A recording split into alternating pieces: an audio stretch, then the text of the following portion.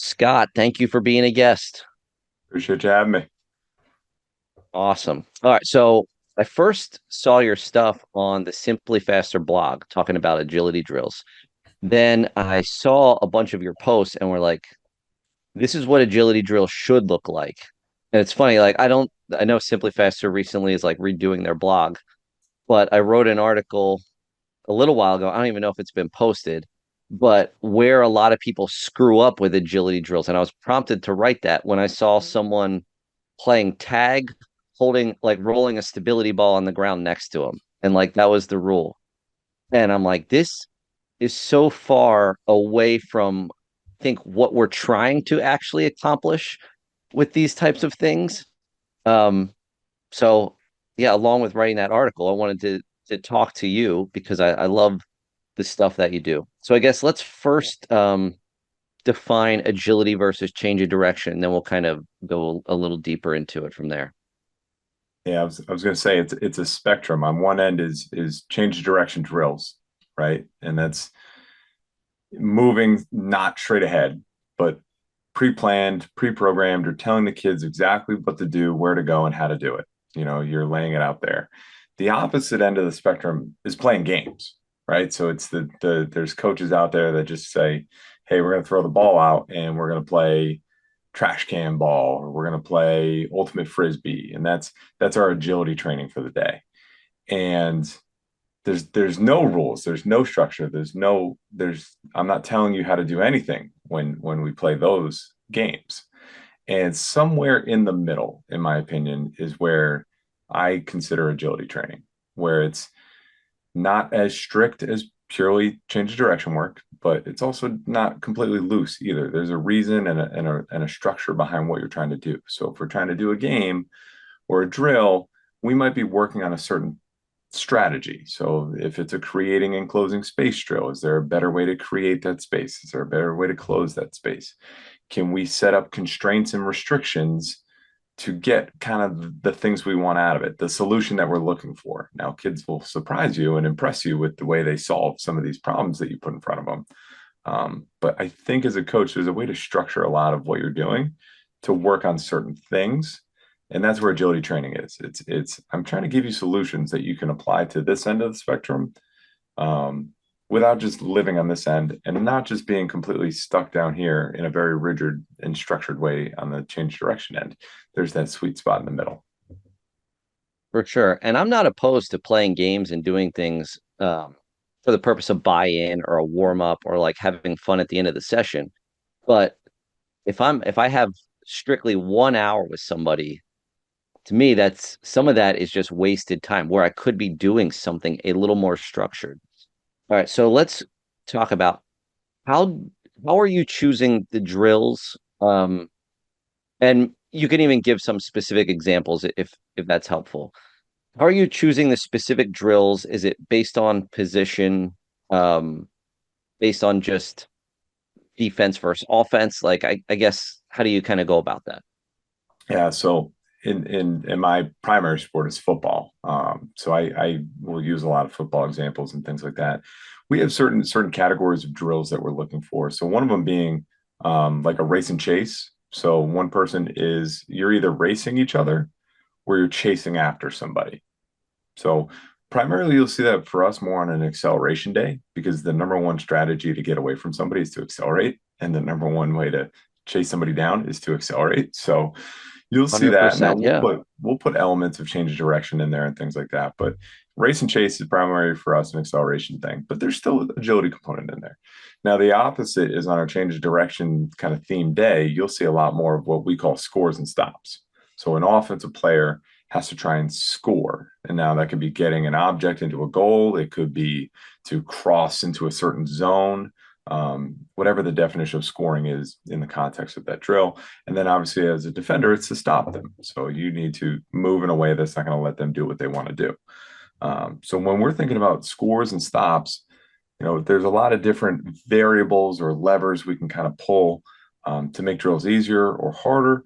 And in general, we want to start with easier drills that the kids can pick up and execute, and then progress to harder, more complex drills. And as you get more and more complex, you should be getting closer and closer to your sport, because your sport should be the ultimate situation of agility and situation. That's what you're trying to get them ready for. So things that we'll manipulate is like field size, right? Starting with smaller fields and working to bigger fields. We'll put objects in or out of the space. So we might have trash cans or even just extra bodies standing there. So now you have to, do you go in front of this person? Do you go behind this thing? Do you go around it? Do you undercut it? And now it's the thought process increases, because it's not just run this way, score, get ball in zone. Now you actually have to Hmm. think a little bit. Both sides have to think. We'll change the rules and responsibilities. So we might add another person, and that person's job is to be a blocker. So now not only are you thinking about scoring, you're also thinking about, how can I use this extra person to my advantage? On the defensive side, it's now there's an extra person out here. What is that person doing?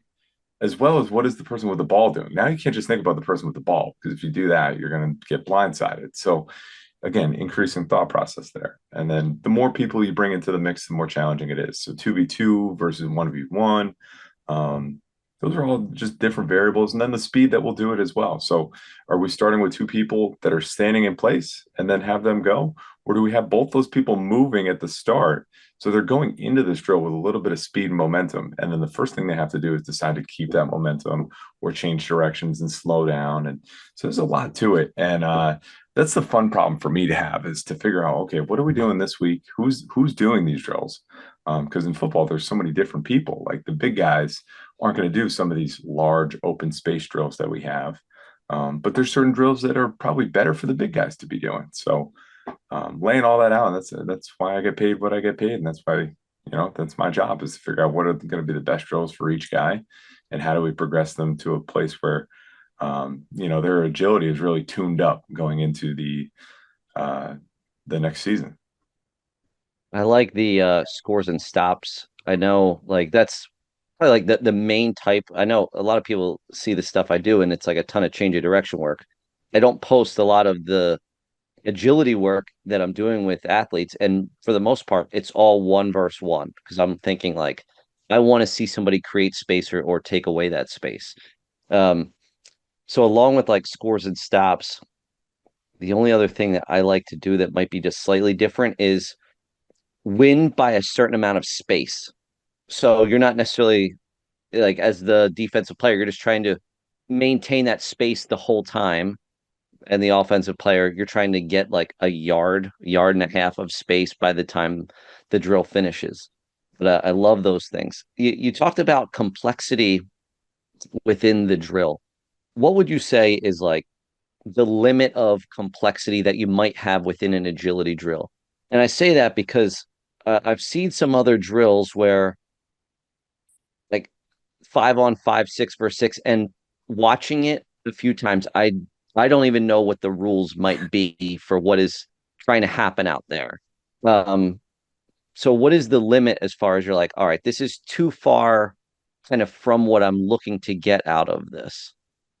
You can, and that the fun problem is, like, you want to come up with new stuff and fresh things, and I've had that happen to me where I put this out there and I'm watching a couple reps and I'm like, this is not how I thought the kids would solve this problem. It's Yeah. 3v3, and I thought two guys were going to block, one guy's going to go around the others, and instead they turn it into like elementary school pregame basketball where it's three-man weave and they're shoveling it back and forth to each other. I'm like, this is not, that wasn't the goal, that wasn't the purpose. So Yeah, yeah, i yeah. I think the best agility drills are the ones where you set a goal and you say, I want you to score, I want you to do this or that, and in your head what the dominant strategy is to do that, and it's like, okay, you're probably going to undercut, you're probably going to make a hard juke, you're not going to dance because it's going to take too long. So you kind of, like, in your head, what the best way to do it is, and as long as most of the reps look like that, you're on the right track. It's when you set the drill up and it's like they're not doing what I thought they'd be doing at all, and it's not productive.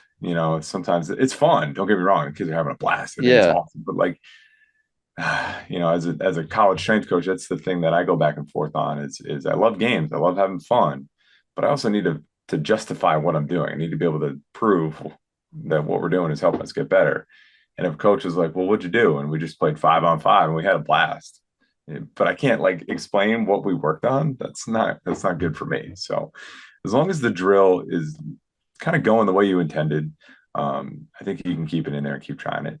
I think typically we don't really go much more than maybe a 3v3 situation.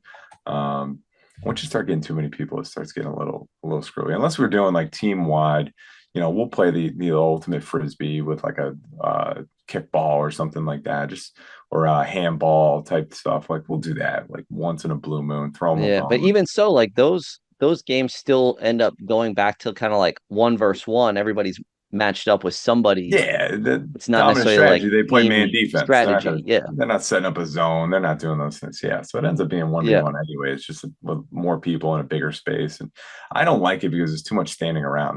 That's one of my big hangups with those things. It's like too many kids are just cherry picking, especially with football. We usually have more than like a 5v5 or 6v6. So we'll typically, if we're gonna play games like that, we'll try and keep the group small and 5v5 or less. And I'd rather set up 4 or 5 games going on simultaneously than one big game like that with too many people. for sure. So, all right, let's say you have a 1v1 drill. You have some sort of like skill position versus skill position. When you're watching the athletes execute the drill, what are you specifically looking for? And then what do you do with what you see based on like the outcome or the movement strategies or those types of things? Yeah. So both sides, I guess I'm sitting here imagining myself watching a 1v1. It, Yeah, it I would depends say on what side I'm on, right? like It's talk about a like a yeah, I can do specific both. drill. Yeah. Yeah. So a classic one that we use a lot is a 1v1, and the wide receiver is going to come like this. He's going to catch a ball of some type on the run, and then he's going to go around a trash can and then try and score and simulate kind of like a screen where, there's a block, somebody blocking right here. You're going to go around the block and then you got to try and score. So in my head, and what I tell the wide receivers is once you catch that screen, think about it. Are you going to run back inside and run into all the 9 or 10 other players that are coming to get you? No. More often than not, you're No. going to make your beeline back to the sideline. So that should be your dominant strategy, keeping in mind that we're going to have a defender kind of in a safety position, and he's going to see this thing happening, so he's going to start running as soon as we say go. So the safety is going to be on you because he saw, he quote unquote saw the screen happening. So now the question is, can you flip your eyes and then look at the safety and say, okay, I can still go to the corner. I got this. I trust myself. I trust my speed. I know I can. Or, if the safety's cheating it too much, and this because the safety at the same time is thinking the same thing. He's going, I got to get this thing back inside where 9 other people are coming to help me. So the safety's thinking, look, okay, I've got help to the inside. But now you're sitting there and back on the offensive side, you're thinking about and saying, as an offensive player, is he overplaying that?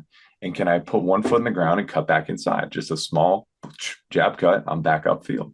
So you're looking at all these things happening in real time, and you're watching the kid, and you can see sometimes in their head, like, okay, you tried to get that cut, but he wasn't in the right position. Or, on the defender side, hey, you overran that thing and you didn't stay square. You would have been able to make a play if you stayed square, but you committed fully to the sideline. You were nervous because he's a fast kid. And I always say that too. I say, look at the person that you're going against. Like, do you think the Yeah. really, really fast kid is going to juke and dance you? No, he's going to try and beat you with speed to the corner.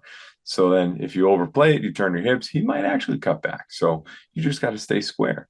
Now, if you go and the kid that catches the ball is like your Wes Welker, Amendola, like shifty kid, then yeah, you need to kind of slow play that a little bit and stay square and keep him in front of you because he's going to try and dance. So we always talk about that too. Is like, who are you going against? Think about that. There's a lot that gets thought about. So it's one of those things. I wish I could get to more reps because sometimes I'm just the moderator. I'm trying to keep the thing moving and get enough good work in.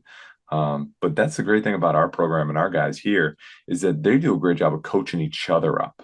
They'll tell each other, hey man, you did this wrong, or how you did this, you should have done that instead, or did you see this guy set up this way? You totally next time try this instead. So we have a really good culture here. We have guys that want to help each other out too. So and that's the fun thing with this agility drill is the kids see the connection to the sport, so they're more bought in.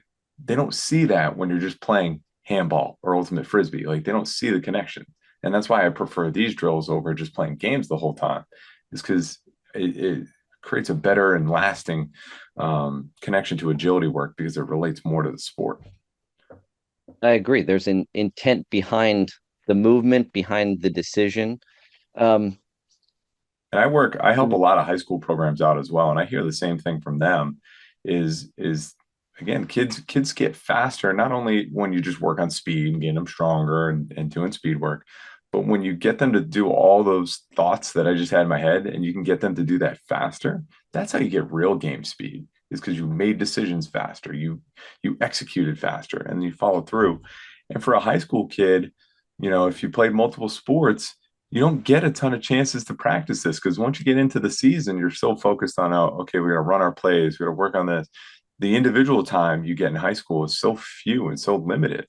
So to put them in as many of these situations in the summer as possible helps them out when they go to their next season because again, we're working on actual game speed. I think too, a lot of the kids don't get exposed to those drills with a clear understanding of like the purpose or the outcome behind it. Like they must just think like, all right, catch the ball, try to like beat a defender, but not truly processing like, here are my likely movement options once I catch the ball. Like, how am I going to actually execute those things? Something I'm always curious about is positioning the players to create, I would say, more success for one athlete versus the other, and kind of how you go about that. So, in other words, like if I'm doing a one-on-one drill, going into the drill, I'm trying to put the athletes in a distance and create rules where there isn't a guaranteed victory by somebody. Now, somebody is probably going to have an advantage, but it's not a guaranteed victory if they don't execute. So I'm curious about how you go about that. And do you try to lean more in general to like more success versus for the offense versus the defense or vice versa? My guys here will very quickly point out when a drill is favored towards one side or the other because they're like, this ain't fair, and it's like, you know what? Life's not fair, buddy. Sometimes it's not. No, no, but Um, odds are you're going to be in a position in a yeah. game where you're going to have to execute exactly right if you need to make a play. Now you made a great point. Like, yes, there's going to be some times where we're at a disadvantage, but I never want it to feel like you have zero shot at winning. So, we want to Exactly. put the Yeah. defenders in a situation where they only win maybe 2 out of 10 times or 3 out of 10 times, but that's okay. And when you actually do hit one of those 2 or 3 out of 10 reps or opportunities, man, it feels pretty good when you can do it. It gives it gives the rest of the group proof, like, okay, you can make a play, you can do this. So I'm not going to change where we stand now. If you're like over 10 and it's supposed to be 50-50, then yeah, something's got to change. You got to change the distance, you got to change where it is. And I always keep in mind too, if I have a drill where I know it's a little bit more defensive favored or offensive favored, I'll just keep that in my head and say, all right, is there an opportunity later in the week to kind of balance this out? Is there a way where I can, make it a little more even? We see it a lot in our race and chase category. So it might be as simple as, hey, we're going to stand an arm's length away from each other, and the back guy is the chaser, the front guy is getting chased, and we're going to move off the front guy. And that, in my opinion, is a lot easier for the front guy because he gets to Yeah. set the tone of the drill. Now, we'll do that for a little bit, but that's not really fair for the back person. So obviously, we're going to trade roles and responsibilities, but then we're going to flip the drill a little bit and say, okay, you can't move until the back person moves. So then it's like, oh, wow, like this is a lot different. And then you get a little bit more intent out of that first person, the front person, because now they're like, okay, I have less of a shot of winning this. Like, I really got to get on my horse and go. So, yeah, it's something that we keep in mind and we think about. And it's okay. It's okay to not everything needs to be a 50-50. Um, but making sure that like the kids know that and they know that you're aware of it is a big deal because they know when drills aren't fair.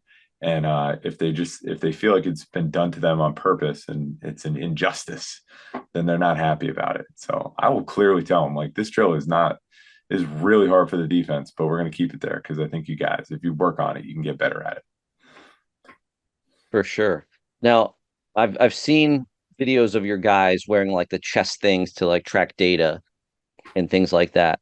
Um, what type of yardage or any sort of measurables, it could even be like percent max V that you're looking for within some of these agility drills, or kind of like I guess, how are you structuring this along with just general speed work that you're doing? Yeah. So typically in the summer, we will put a lot of these things on our conditioning day. So we'll start, we'll do an upper body lift, then we'll come outside. We'll start with 3 or 4 of these drills in kind of a circuit fashion, depending on how many coaches we have that day, how many we can set up. And we'll set these as kind of like a transition from lifting indoors to let's go outside and let's condition today. And is it going to give us a ton of high speed yardage? More often than not, no, right? Because these are change of direction, heavy type drills. Um, so you're going to see a ton of acceleration and deceleration efforts. So we keep an eye on that for sure. But you're not going to see a ton of high speed yardage. You're not going to see a ton of that stuff. It's going to build up your overall yardage for sure. But more importantly, it's the competition factor that we're getting out of it. We're getting the guys competing, going hard, getting some reps in.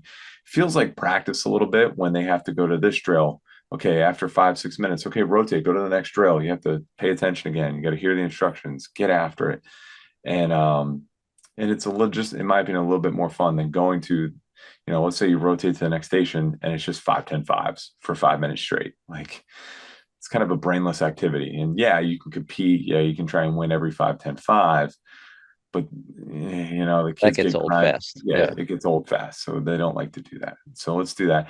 And the thing that I've found is I've tried to do as much of that stuff as possible and as little of the extra conditioning as possible. Right, your shuttles, your tempo runs and things like that. But what I found is because these drills are just predominantly change direction, you're not getting enough high speed yardage. You're not getting up into that second gear. Now we have a couple drills, I'm sure you've seen them, where it's like, okay, we're going to chase a guy down the sideline, and it's a 30-yard box that they have to work with. Those times, yeah, Yeah. we might get close to hitting some, definitely get above 12 miles an hour, but are they hitting within 85, 90% of their max? Probably not. Maybe once in a blue moon, but that's why we're going to put in tempo runs, or we're going to put in some shuttle runs and things on the back end of this to just make sure we hit the volume goals that we need going into camp. Because I mean, going into camp, we're hitting 25 to 30,000 yards in a week. So you can play all the games you want, but if you haven't built a base, then the kids are going to get worn down pretty quickly. So the games are great. We love that. We love the competition. We love those drills. And then the one thing that I've learned is, like, as much as it's great for the acceleration, deceleration counts, it's just not enough open space. It's not enough high speed yardage. So you really got to get the kids opening up. And we did a ton of tempo runs this summer. We did some other kind of like change of direction work too, just to make sure we're getting the checking those boxes. For sure. Now, you got close to like 100 guys on the team. Let's say you take away all of the linemen. How It's still a lot of guys. How are Mhm. you rotating these guys through these different types of drills? Is it kind of like we're setting up the same drill with like 3 or 4 different spots, matching up based off of speed or different things like that? Yeah. Or I was gonna say in go this ahead. in the summer here, we had about 80, 85 guys here, taking summer classes, doing all that. So we had pretty much our whole team, minus a handful that were out doing internships or working and whatnot. And what we do, because we have three full timers on staff. So what we do is split up into 3 groups, and we'll have our offense and defensive line together. We bring our kickers down there too. I know kickers are athletes, but and they come down and hang out with the big guys. So because they just got to kick. I'm not too worried about their ability. If they're making tackles, we're not doing our job. The other 10 are not doing their job. The kickers making That's a tackles. fact. So Yeah, so they hang out with the big guys. They do whatever the big guys are going to do that day. So we have big guys, and then we have our skill guys, which is the wide receivers, the DBs, and then we have our mids, which is that in between group. So that's all the guys that are inside the yeah. box. So that's your tight ends, your running backs, your linebackers. Quarterbacks, our quarterbacks could go either way. Some like to go with the skill because they like the challenge of it. Some should stay with the mids, and there's bigger Yeah. kind of like those traditional drop back quarterbacks. And then depending on where the safeties are, like a strong safety, a big physical strong safety, he might roll down with the linebackers and the tight ends.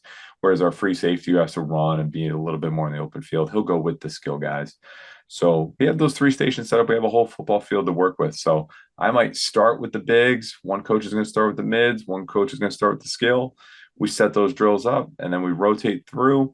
But I'm keeping in mind, okay, if the bigs are here right now and, they're going to go to the next coach and the next coach just had the mids, he's probably not going to do the same drill with the mids that he would with the bigs. The bigs need different Yeah. things. So we almost have like three different scripts going on. When these guys come to you, do this drill. When these guys come to you, do this drill. Yeah. When these Yeah. guys, Yeah. and for our mids and skill, for the most part, they can do the same things. We just may change the space, right? We're always trying to give our skill guys more space to work with, just so they can hit those higher distances and cover more yardage in general, because they are going to cover more yards at practice than anybody else. But also let them try and get up to some higher speeds. And as always, when you give skill guys more room to work, you get more exciting results. So that's typically what I see with our skills and our mid. We'll just kind of give them more room, bring it down for the mids, and then the big guys. Some drills they will do, but predominantly they're going to do things that are a little bit more in the phone booth and a little bit more physical in nature, because that relates more to their sport. For sure. You talked about adding like a visual component um, to some of the drills. Like in other words, like, all right, you got to catch the football, then you got to get your eyes upfield, kind of see what's going on. Um, are there other types of things that you like to do regarding like vision while doing any sort of speed work? It doesn't necessarily have to be like truly agility related. Because I'm thinking like very rarely is someone actually looking the exact direction that they're running when they're playing a sport. Yeah. So, I mean, one of the things you see nowadays is people will do wicket runs, right? And they're going to hold a ball, they're going to hold an object, something different than just traditional running. And you see a lot of like the head turn stuff. I know that's in like Chris Corpus does a lot of that stuff. I'm trying to think of my man over at Just Fly. Like his book has that in there. Um, a ton of that Joel. stuff. Yeah. Yeah, Joel. Yeah, Joel does that stuff. So there's that idea of like, can you run with your head turned, with your eyes looking a different way? Because that's what football is. Like you're never just focused and running towards something with your eyes on it. Head always on a swivel. So I hate tempo runs. I think they're so boring. I think it's very hard to keep the group engaged to do them correctly. So one thing we did this summer is we had one coach on each side. And for the first, once from 0 to 50, you're looking at this coach. 50 to the other 0, you're looking at the other coach. So they start with their head turned this way. They got to find that coach. They get to the 50, they got to turn their head this way. So we're getting some head turning while still running straight. And then what we started with just numbers, right? So the coach would put Yeah. up a number. They 1, 2, 3, whatever it was, and then they pretty easily can figure that out and they get good at that. So we Yeah. started putting their own signals in that they use during games. And so like I'm gonna make Oh, up I like signals, that. but like baseball style, right?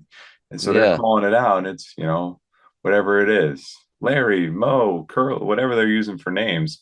And so it kind of again relates to football, connects to it, but that's their sport. Like after a play, we're yelling at them all the time, eyes, eyes, eyes, because we want them to look at the sideline to see what the next play is going to be.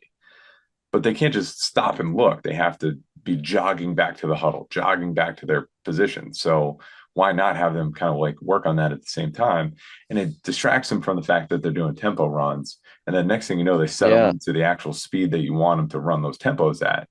And it's a pretty good thing. So we did that. That was new this year, and we'll keep doing that because I thought that was great. I always find that the first time I ever give somebody a drill where like vision is different, like I'll have them look the opposite direction that they're running when they're like performing a lateral run out and back. It's always way slower the first time. Like you wouldn't believe how much visual input could slow down somebody. And it is like something that you definitely have to train in order to get better at. One thing we do too with a lot of our creating close space drills is if we can find ways to make the vision for the defender, we call it trash, like put as much trash in their face as possible. Because in football, there's a whole bunch of action, Yeah, car crash yeah. happening in front of you. And it's never as simple as, 1v1 and just tag the guy. I love the 1v1 in the box where you just tag each other and all that. I get that. But there's a lot of like this happening at the same time. So more than just a trash can or a barrel, can we stack too high so that you really can't see until that person pops out from the other side of the trash? Like, okay, there he is, and I lost him for a second. And you just have to be there's something different to that of like, okay, I lost him, but I know his body was going this way. I know his momentum's there. So I think he's going to pop out here. So I'm going to move my eyes to there. And if I don't see him in a little bit, I'm going to check elsewhere. There's so many layers to it, which is the fun part for me. That's why I love the agility stuff way more than the lifting stuff. I I mean, I find the speed stuff to be way more telling. Plus, I mean, I don't want to say like lifting is easy, but getting someone stronger versus improving perception, movement capacity, ability, I think that it just takes way more of a coach's eye and like much more just like deeper look than looking at like percentages and lifts and different things like that. Have you noticed freshmen versus seniors and try to take the physical like development out of it as far as like, yes, they're probably not as strong in general. They might not have quite as much speed like as they would if they're a senior. But do you notice differences in perceptual ability in freshmen versus, fourth, fifth year players? Yeah, so perfect segue and analogy for you. So I use this one all the time. I'm a Rhode Island guy, so I played high school football in Rhode Island. So I'm allowed to say this: we're not the state known for football players, not yet at least, right? We're getting there. But we're not Texas, we're not Ohio, we're not Florida, and we get that. But we have our Gatorade Player of the Year just like everyone else. So we typically at URI are able to land the Gatorade Player of the Year, right? The best player in the state wants to play at the best school in the state. Hopefully they don't want to leave and go somewhere bigger. So we've had that happen a couple times.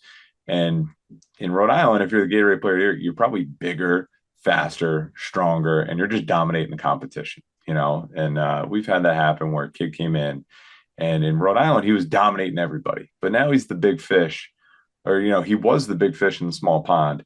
Now he's a big fish in the ocean, right? And it's funny to see somebody who was so dominant at the high school level come into these drills and just get absolutely washed. And he has no idea. He can't find the ball. He can't find the tackler. He just can't make a play.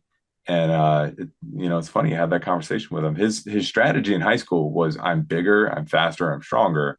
I'm just gonna maul and just run people over. And now you can't do that anymore because you're you're you're the same speed as everyone Yeah. else now. So the thing he needed to get was more reps and perception and the game speed thing is real. When you go to the next level, it's not that everyone's faster. Like, yes, people are faster, but they are moving and operating faster. That's the difference. They know how to operate at a faster level. So it's fun to work with those kids who have raw athletic ability, but they can't put it all together yet. They don't have the perception yet. They don't have there's game knowledge yet. And to watch them develop that over the past couple of years is really cool to see too. See that guy who, he didn't play his first year. He redshirted. He just wasn't ready. It wasn't his time. It wasn't a physical thing. It wasn't a strength thing. It was you got to learn how to play football thing. And now he's a Yeah. starter. So it's really cool. Now with with younger with like the younger athletes, would you have them purposely go against experienced players initially? Like, I just want to teach them a lesson a little bit. And then Sometimes it maybe go depends. back to like wherever it's a little more evened out within the drill. You know what happens, and I think sometimes we don't give the kids enough credit. Like it's just like being outside at recess. Kids will naturally self-organize into what is going to be the best thing for them. And more often than Yeah. not, it's the upperclassmen going against the upperclassmen because they want the best rep Yep. against the best competition. And then it filters down from there. Your backups are going to go with your backups. Your freshmen who don't know what's going on are going to go with the other freshmen that don't know what's going on. And now you're going to intermingle a little bit, right? A freshman is going to eventually work his way up to a, challenge a backup in some of these things. But the freshman is not going to come in and have no idea what he's doing and go, I want the best player on the team. I want to take him on right now. If he does, we'll put him in there just to humble him. But more often than not, the top dog doesn't want that because it's not the best reps for him. It's not fun to just school that guy. So they want the best tackler. If you're an offensive player, you want the best player on the other side trying to stop you. If you're the Yeah. defender, you want the best wide receiver on the team to go against because iron sharpens iron. But the kids figure that out and they know what good matchups are and bad matchups. We had that this summer where a freshman was like, he needed a rep, he jumped in there, and we were like, this is a waste of time for both sides. Like, get somebody else in there that can give them a better look and a better opportunity. So, yeah, kids know. Yeah. How are you? I guess, how many reps might you give somebody within a practice of agility drills? I mean, so we And I have a know part of it depends on like size of the yeah, field and different yeah, things like that, but let's just assume that they're not doing a drill where they're like getting 20, 30 yards in, but we're just yep. kind of doing like a smaller box type of drill. Yeah. So if we're doing a small, like a 1v1 in the box, or if we're doing, we have like we call it the modified Oklahoma drill. Coaches hate that, where it's like a very, very, they're starting maybe 2 yards apart, stand up and go, and you got to try and tag them, things Hmm. like that. Those were very easy. We can probably get 8 to 12 reps in. We give players the opportunity to go on both sides. So like, yeah, be the scorer and then be the stopper. Like, it's fun to just do both sides. Now, every once in a while, it turns into like the offense wants to stay on offense, the defense wants to stay on defense, especially some of those bigger drills that feel closer to the actual sport. So I get that. But those smaller drills, probably about 8 to 12. And then some of the longer open field stuff, we'll drop that down to like 4 to 6 reps. Again, we're playing around with group size a little bit. So if we have a smaller group that comes to us, we may not do as many reps, or the density may look a little different, right? We're trying to slow down that group compared to maybe a skill group that's got more guys in it. We're trying to almost rapid fire that thing. So the density might be pretty high just to get everybody through. But that's one thing now with the GPS we're doing a better job of is keeping track of all that and saying, okay, we did smaller space, we did more reps. Here's the volume of it. If we're going to move to this drill next week and we know it's roughly this many yards per rep, how many reps we need to get a good session in while still kind of progressing our volume as the summer goes on. So that's what we do now is we look at the total reps, see how many we got in, and was it what we planned? Was it not what we planned? Let's correct that. Let's get it right for the next week. What sort of measurables are you looking for? Because I know it's kind of like the one thing with any sort of like agility or even like some change of direction work is there isn't always an exact definition of like this person got better because of this. Because a lot of it could be like, well, they didn't win that rep because I put them in a position that they were really down. Like they shouldn't have won that rep, likely. Um, so like what are you looking for as far as like measurables go? And then does the head coach care that maybe, all right, our speed work is doing this. I'm sure you're still doing max velocity stuff and trying to increase that stuff as well, but taking like a huge part of their training and doing this type of stuff. Yeah. So I mean, our outputs are still we're still working those, right? We're still working acceleration, and we'll do our kind of timed accelerations where it might be a 1 yard build, 10 yard fly. Let's see if we can get our accelerations better. We do our top speed stuff. We'll do fly tens like everybody else. The biggest thing for me is if we're doing all this stuff and we know it's going to be a ton of accelerations and decelerations, I'm always worried about what does the next day look like when if we did a ton of this stuff and the next day we're going to go run Yeah, max V lasers, did we do too much that we cooked them? And our vertical jump numbers the next day are going down. Our fly 10 times aren't improving from week to week. Um, it's more with this stuff is the workload too much that it's hindering the other things that we're trying to achieve, or is everything kind of gotcha. working simultaneously?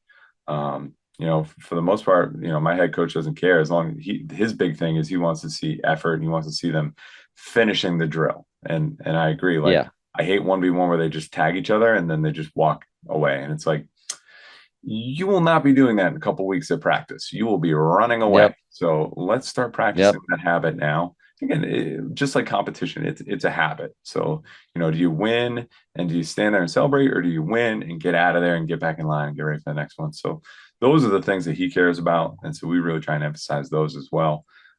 But yeah, for me, it's competition, it's effort. And then as long as we have those two things in place, and as long as it's not hindering anything else we're trying to do, then we'll keep it in. But once I start seeing people kind of fade and people are just they're not as enthused to do these things as they used to be, then it's like, okay, let me check the jump numbers, let me check this sprint numbers. And it's like, yep, it might be deload season real soon here. So especially when they don't want to do the things that are normally really fun and they start seeing those as a grind or a drag, that's how you know that they're probably ready for a deload or a deload's coming. For sure. Well, I don't want to take up much more of your time. I do really appreciate you coming on here, sneaking in Of this course. on your off day.